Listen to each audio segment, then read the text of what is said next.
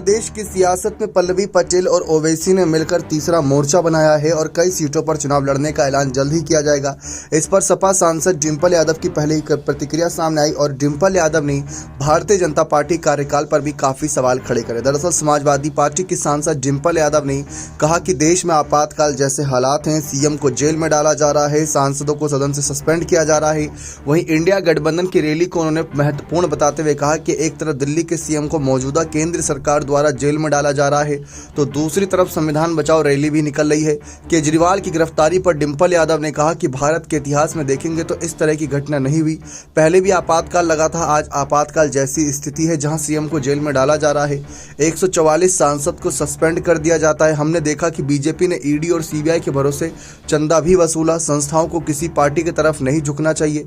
डिंपल यादव ने अफजल अंसारी के अंतिम संस्कार के मुद्दे पर ही बात की और डीएम द्वारा मिट्टी दिए जाने से इनकार करने को लेकर पूछे गए सवाल पर कहा कि किसी का भी अंतिम संस्कार करना जरूरी होता, अगर मिट्टी देने से इनकार किया गया है तो गलत हुआ।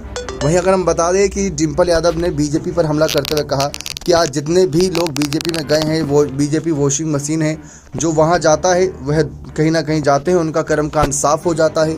बीजेपी केवल प्रोपेगेंडा के तहत काम कर रही है और धरातल पर लोगों की समस्याओं का समाधान नहीं कर रही।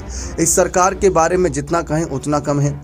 वहीं असदुद्दीन ओवैसी और पल्लवी पटेल की पार्टी के बीच गठबंधन और उनके द्वारा प्रेस कॉन्फ्रेंस करने के सवाल पर डिंपल ने कहा कि अच्छी बात है, करें। वहीं स्वामी प्रसाद मौर्य द्वारा अलग से चुनाव लड़ने के मुद्दे पर जब सवाल पूछा गया तो डिंपल ने कहा कि अच्छी बात है, भारत लोकतांत्रिक देश है, हर पार्टी को लड़ने का पूरा अधिकार है। यानी डिंपल यादव ने सवाल का जवाब बड़े ही आसानी से दे दिया, लेकिन इससे सीधा सीधा नुकसान सपा को भी होगा, क्योंकि जिस मुस्लिम फैक्टर पर बड़ा भरोसा जताती है सपा और बसपा, उन दोनों पर ही कहीं ना कहीं बड़ी चोट पहुंचाएंगे पल्लवी और ओवैसी मिलकर। और हो सकता है कि पल्लवी पटेल और ओवैसी के इस गठबंधन में कई और नेताओं की एंट्री होती नजर आए, जिसमें स्वामी प्रसाद मौर्य, चंद्रशेखर आजाद जैसे बड़े नेता भी शामिल हो सकते हैं।